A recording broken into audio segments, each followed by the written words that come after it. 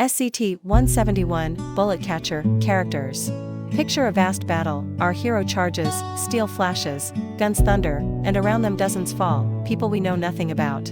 No names, no pasts, no stories. These are bullet catchers, the faceless casualties whose function is to magnify the hero's prowess and the scale of danger. The motif is old.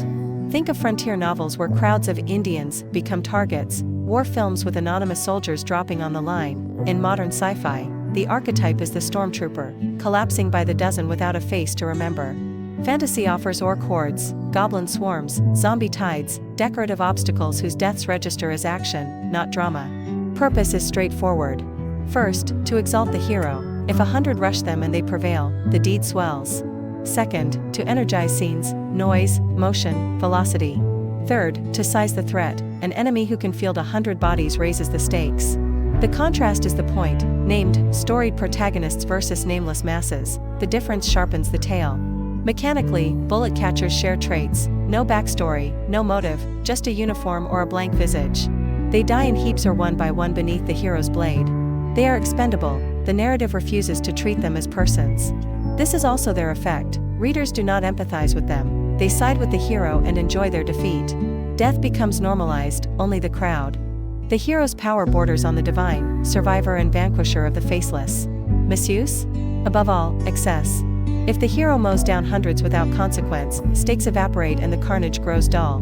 In a realist work, turning soldiers into targets can feel jarringly false or morally numb. Ignore the audience's ethical discomfort at mass death, and the action turns cold, even inhuman. Hence the force of the inverse, when one faceless soldier suddenly becomes a person, given a sentence, a thought, a sliver of past, and steps out of the swarm. Remarks all quiet on the Western Front personalizes the nameless. Or the lone nobody performs the decisive act. The turn hinges on someone the story had treated as a cipher. Examples range from Cooper and Carl May to war films' unnamed ranks, from stormtroopers and starship troopers insects to fantasies orcs and goblins. In contemporary realism, protests or fronts can remain a human blur, unless the writer pulls one life into focus. Takeaway: bullet catchers are the narrative's packing material. Not individuals, but functions that serve the hero's scale and the conflict's monumentality. Used well, they craft taut, kinetic sequences. Used poorly, they hollow the story, invite ethical disquiet, or simply bore. Their deepest power appears when the faceless cracks, and a single life steps forward from the crowd.